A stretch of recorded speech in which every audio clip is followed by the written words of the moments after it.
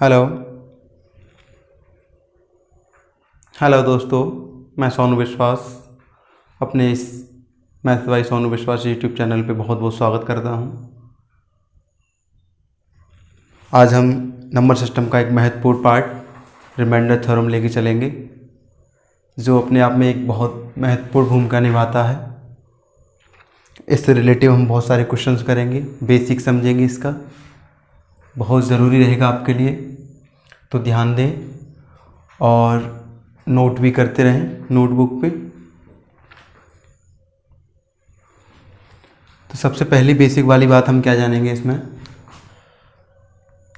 Remainder theorem होती क्या है, सिंपल प्रमेय किसे कहते हैं, क्या बेसिक है इसका, ये होती क्या है। आई होप आप पहले से पढ़ चुके हैं इसे, लेकिन हम इसको डीपली लेके जाएंगे। ओके, शेषफल प्रमेय होती क्या है। शेषफल प्रमेय होती है जैसे कि हम किसी में भाग देते हैं, जैसे कोई संख्या है 17 और इसमें 5 से भाग देता हूँ, 5 से भाग दूंगा 3 बार पूरा पूरा चला जाता है, 5 या 15 रिमाइंडर निकल के आया 2, जैसे हम कहते हैं शेषफल। शेषफल ये जो 2 निकल के आया और जो हमारा पूरा पूरा भाग गया था मैक्सिमम बार, यानी 3 बार गया था, इसे हम भागफल कहते हैं, भागफल।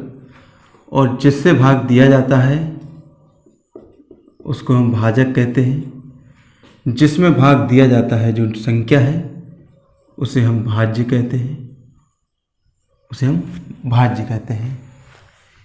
हिंदी में डिटेल है ये, इंग्लिश में इसी को इंग्लिश में डिविडेंड,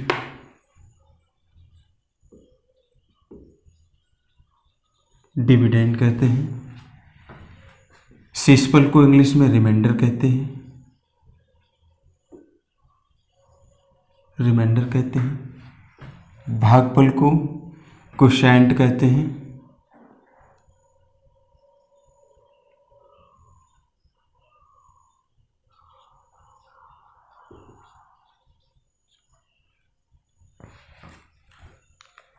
वन मिनट रुको।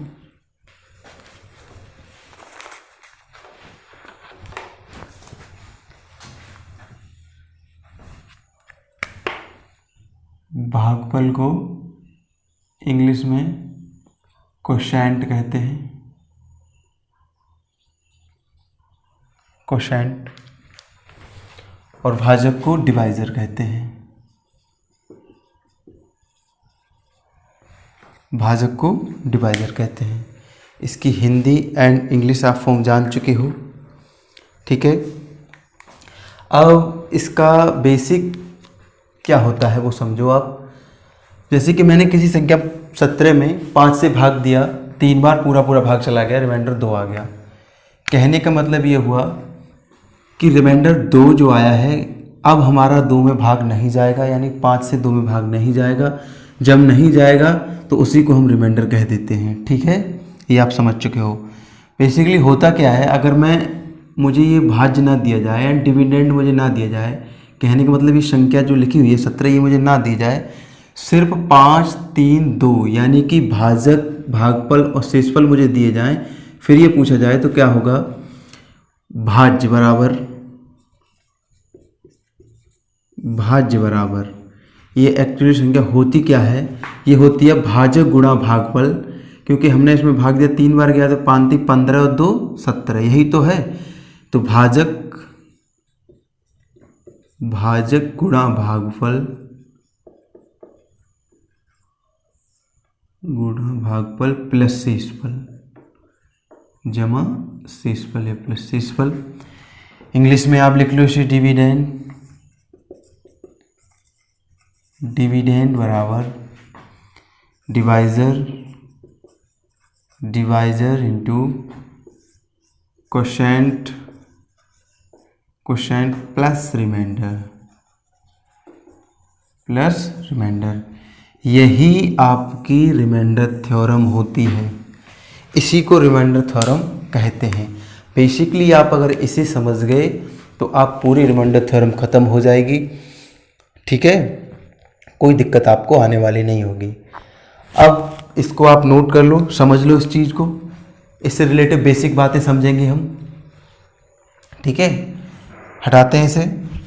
इसकी बेसिक बातें ये हैं कि अगर हम कोई संख्या है 10/3, 3 को हम डिनोमिनेटर कहते हैं, लेकिन यहाँ पे 3 एक डिवाइज़र का काम करता है। इस चीज़ को हम ऐसे भी लिख सकते हैं।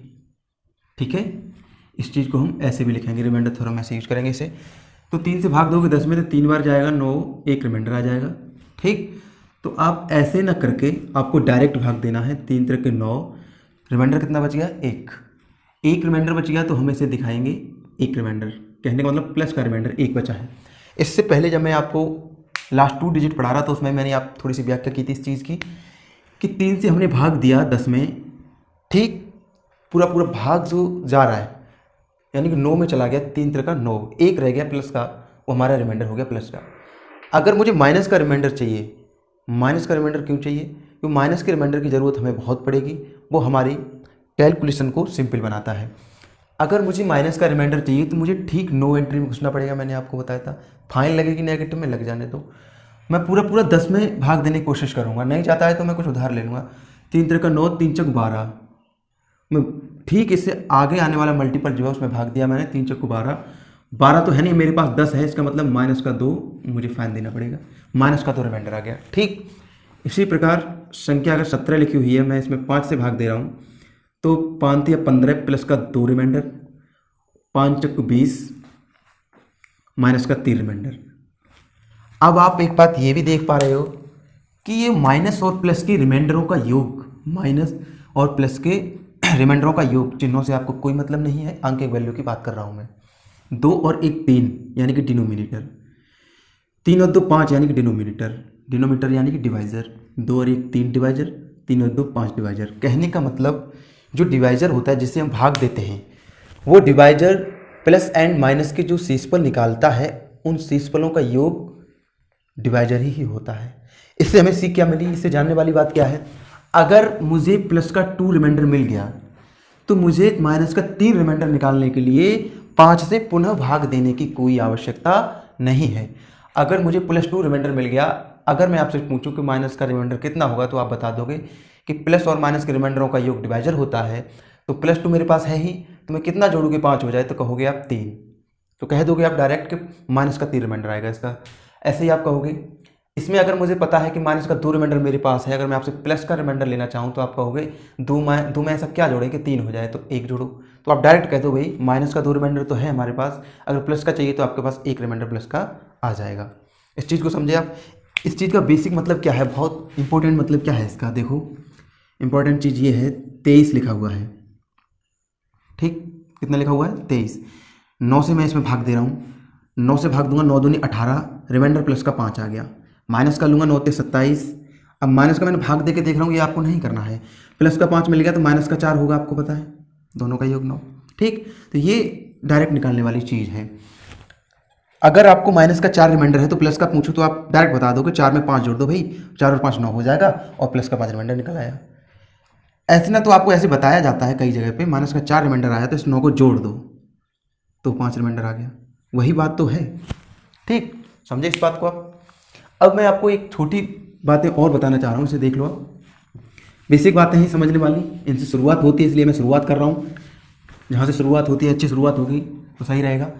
रिमाइंडर जो है, रिमाइंडर वो एडिशन, सब्ट्रैक्शन, मल्टीप्लिकेशन और इन तीनों की क्रियाओं को एक्सेप्ट करता है। तीनों की क्रियाओं को एक्सेप्ट करता है। कैसे एक्सेप्ट करता है? भाग को भी एक्सेप्ट करता है। अगर 140 लिखा हुआ है और मैं इसमें 15 से भाग दूं, पूछो आपसे रिमाइंडर कितना आएगा, तो आप कहोगे 15 8 120, 15 निम्मा 135। कहने का मतलब प्लस का रिमाइंडर आया आपका प्लस का 5, 15 निम्मा 135। अब मैं माइनस का पूछूं तो आप कहोगे माइनस का 10 आएगा, 10 और 5 15। ठीक, ये रिमाइंडर आ गए आपके। अब 140 को मैं एक दूसरी फॉर्म में लिख रहा हूँ, 90 + 50। अब 15 से भाग दो इसमें आप, तो रिमाइंडर कितना आएगा। तो आपको क्या करना है, पहले 90 में भाग देना है, फिर 50 में भाग देना है, दोनों के जो रिमाइंडर आएंगे फिर जोड़ लेना है। और फाइनली रिमाइंडर हम जब तक निकालते रहते हैं जब तक कि आपको पता है ये बात कि रिमाइंडर हमेशा डिवाइजर से छोटा आता है। जैसे कि आपको पता है, ये कोई भी संख्या ले लो, अगर मैं 13 से कोई भी संख्या में 78 में भाग दूँ तो ये तो पूरा पूरा चला गया, 13 × 78 जीरो, फिर भी 13 से छोटा है ना जीरो। कहने का मतलब रिमाइंडर जो है डिवाइजर से हमेशा छोटा ही आएगा, छोटा ही आएगा। तो हमें फाइनली रिमाइंडर जब हम निकाल के चलेंगे तो जब तक इस डिवाइजर से रिमाइंडर हमारा छोटा ना आ जाए तब तक हम रिमाइंडर में भी भाग देते चलेंगे, समझे आप। अगर इसका देखते हैं, 15 × 90 यानी कि यहाँ रिमाइंडर जीरो आ गया, पूरा पूरा भाग चला गया, रिमाइंडर जीरो। 15 × 45 रिमाइंडर आ गया 5 प्लस का, बहुत सही बात, 5 ही आ रहा है प्लस का। अब इसको कैसे निकालेंगे, 0 + 5 रिमाइंडर को जोड़ा बट्टे 15, कहने का मतलब 5/15, यानी कि 5 में अब 15 का भाग नहीं जा रहा भाई साहब, रिमाइंडर आपका 5 आ गया। आप ये कह दोगे मुझसे, बहुत सही, बहुत अच्छी बात है ये। अब कहोगे आप माइनस का 10 रिमाइंडर कैसे डिफाइन करें, माइनस का 10 रिमाइंडर, माइनस का 10 रिमाइंडर कर लो डिफाइन। अगर मैं इसमें 90 में 15 × 90 पूरा पूरा भाग चला गया, माइनस के लिए मुझे नो एंट्री में घुसना पड़ेगा। 15 × 90 कोई नहीं, इसका तो है ही जीरो रिमाइंडर। 50 को करते हैं, 15 × 45, 15 × 60, 60 तक जाएंगे हम माइनस का रिमाइंडर लेने के लिए, तो माइनस का 10 रिमाइंडर आ जाएगा। अब माइनस का 10 + 0, माइनस का 10 + 0 ये क्या निकलेगा, माइनस का 10/15, यानी कि 10 में अब 15 का भाग नहीं जाएगा तो रिमाइंडर माइनस का 10 आ गया। वही रिमाइंडर आया है, हमने सिर्फ 140 की फॉर्म चेंज कर दी, फिर भी वही रिमाइंडर आया है। कहने का मतलब रिमाइंडर एडिशन की फॉर्म को भी एक्सेप्ट करता है, प्लस की फॉर्म को भी एक्सेप्ट करता है। रिमाइंडर को जोड़ के भी भाग दोगे फिर भी कोई परिवर्तन नहीं आया है। अगर हमें माइनस का 10 है, प्लस का चाहिए, यहीं प्लस का चाहिए, तो हमें पता है इसमें 5 जोड़ दिया जाए तो 15 हो जाएगा, तो प्लस का 5 आ गया रिमाइंडर। या आप ऐसे कर सकते हैं, -10 में आप प्लस के 15 जोड़ दो तो फिर भी 5 आपका निकल के आ जाएगा, जैसे आप चाहो। ठीक, समझने वाली बात यह है। अब मैं इस 140 को कुछ और तरीके से लेना चाह रहा हूँ, 20 × 7, ये भी 140 होता है, और इसे मैं 15 से भाग दूंगा, रिमाइंडर पूछूंगा क्या आएगा।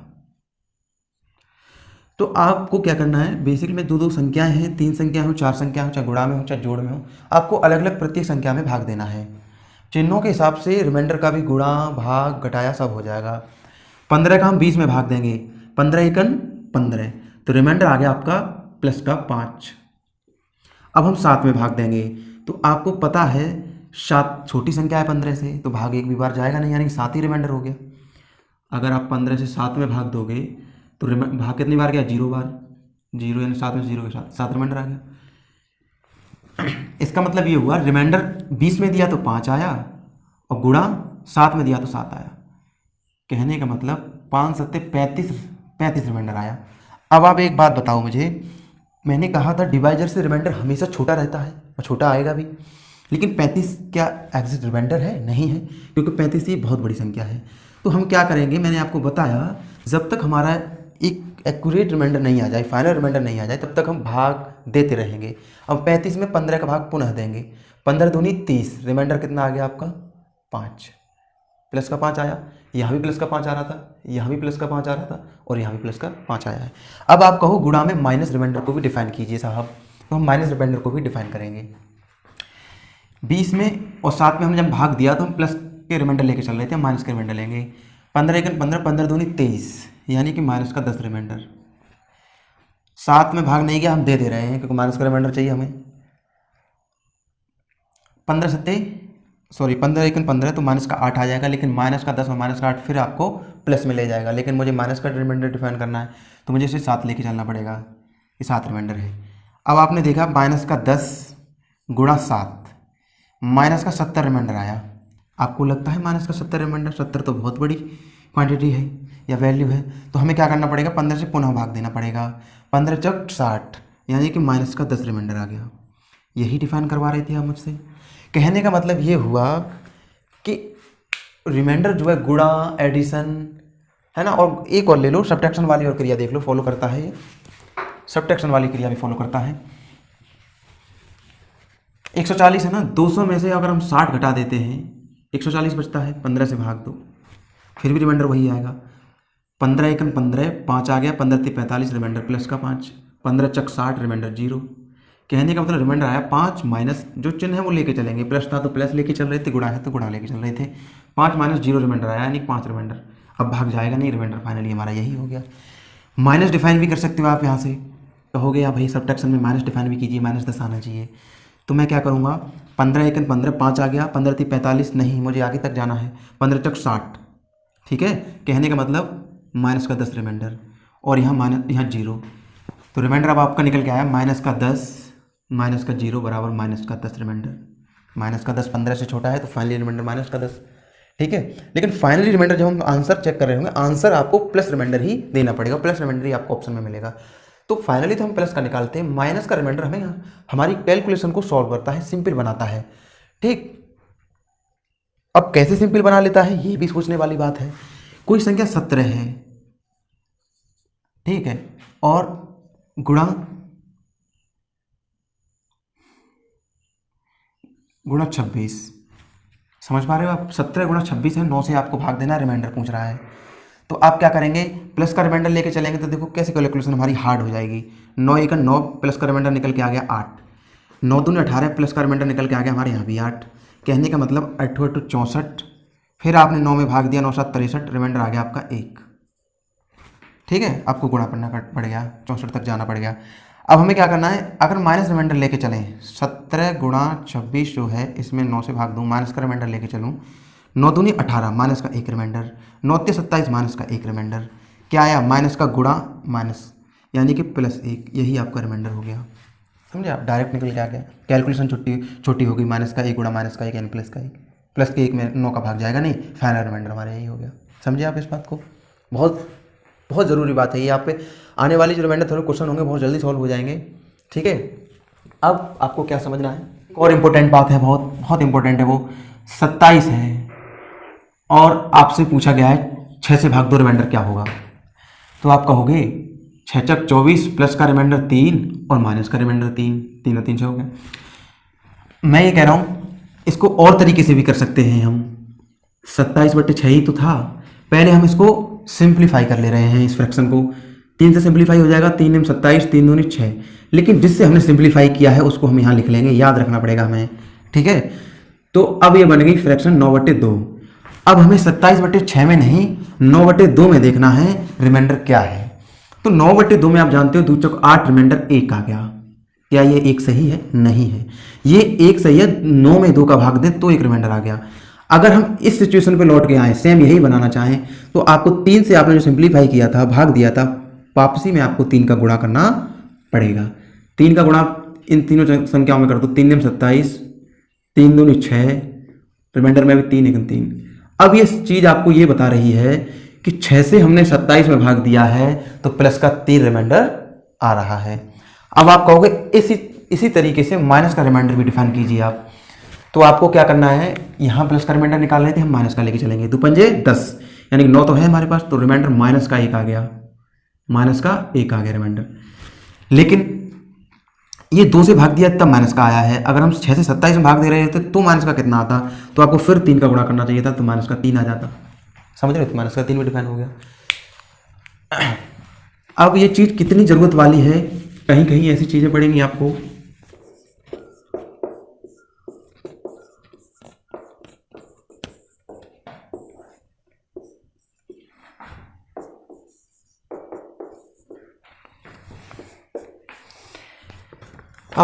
अब मैं इसको 15 से सिंप्लीफाई करूँगा। तो 15 से हम सिंप्लीफाई कर रहे होंगे इसको, तो 15 × 3 = 45 यानी कि 11, 117 हो गया। 15 × 8 = 120 यानी कि माइनस का 3 रिमाइंडर। 569 को हम करेंगे, 15 × 3 = 45, 11 आ गया, 119 हो गया। 15 × 8 = 120, माइनस का 1 रिमाइंडर। 119 है हमारे पास, 120 तक हम जाएंगे तो माइनस का 1 रिमाइंडर। 15 × 3 = 45, ठीक है, 11 111 हो गया। 15 × 7 = 105 प्लस का 6 रिमाइंडर। आप कहोगे माइनस का क्यों नहीं लिया, 111 है, अगर 120 तक जाएंगे तो माइनस का 9 रिमाइंडर, वैल्यू बड़ी हो जाएगी। हमको ये माइनस का जो रिमाइंडर हम जो लेते हैं, इसका मतलब बस यही है कि हमारी कैलकुलेशन को सिंपल बनाना।